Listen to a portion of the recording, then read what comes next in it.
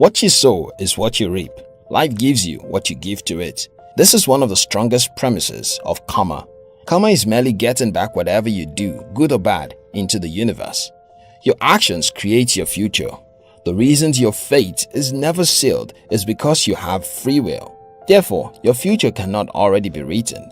That would not be fair. Life gives you chances. This is one of them. Most people wrongly believe that karma means punishment. But according to the basic Sanskrit definition of karma, it simply means actions. Laws of karma focus on the positive or negative results of our words, thoughts, and actions. As a result, everything we do creates a corresponding outcome that comes back to us one way or another. How we treat others, how we see our own role in the world, how we use resources, and how we develop our characters are all connected to our karma. Karma is the equivalent of Newton's law of motion. Of every action has an equal reaction. However, every one of us understands karma in a way. We mean karma when we say what goes around comes around. How do you attract good karma into your life? Here are 12 laws of karma that would change your approach to life. 1. The great law of the law of cause and effect. The great law is sometimes referred to as the law of cause and effect. The great law says simply, what you sow is what you reap. If you must reap happiness, peace, love, and friendship, you must be a happy, peaceful, loving, and a true friend. Whatever you sow into the world comes back to you. To have something, the great law says you must give those things. This is the law of attraction, which says whatever you give out is also what you will receive, whether positive or negative. If you want to have open and honest relationships, be open and honest with the people you are in a relationship with.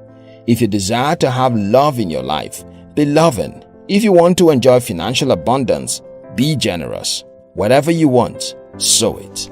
2. The law of creation. To get something you desire into your life, the karmic law of creation, you must actively participate in its creation. You must actively participate in its creation. Nothing happens by itself. Things happen for us only when we participate. The law says that we are one with the universe. Whatever surrounds us gives us clues to our inner states.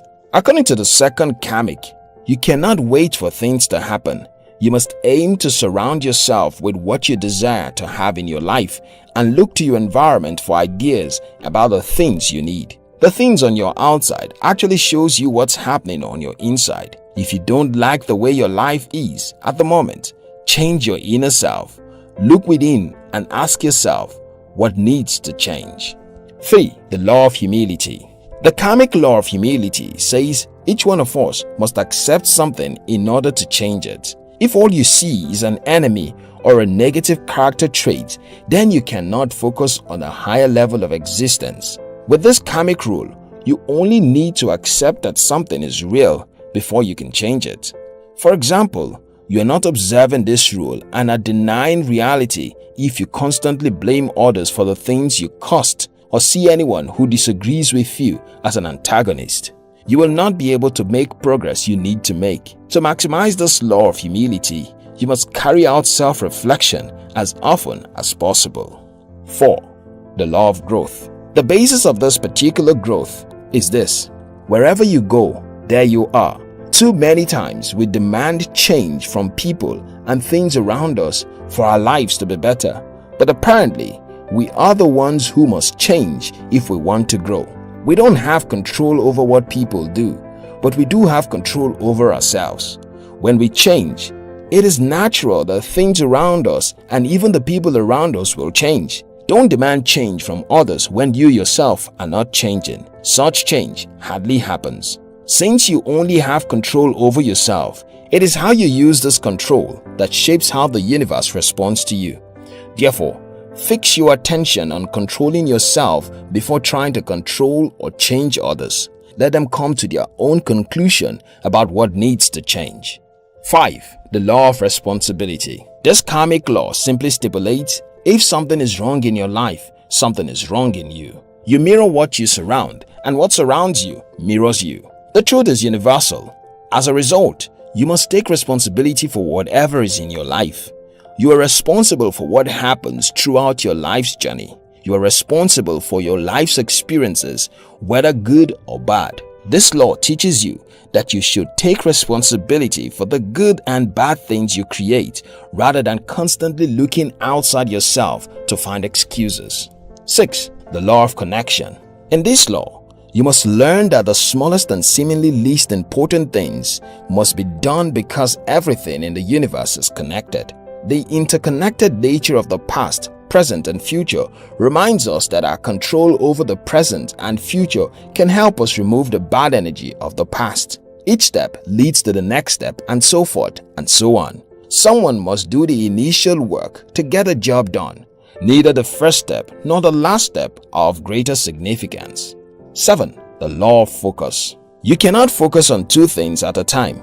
The karmic law of focus says you will do exceptionally well in life if you keep your thoughts on just one thing while excluding the others. We cannot completely think about several things at the same time. One must stay and others must go. Thus, if you have some crucial goals, focus on one at a time and proceed from there. Also, if you focus on your higher values, you won't be able to focus on lower emotions or thoughts like those that come from resentment, anger, or possessiveness.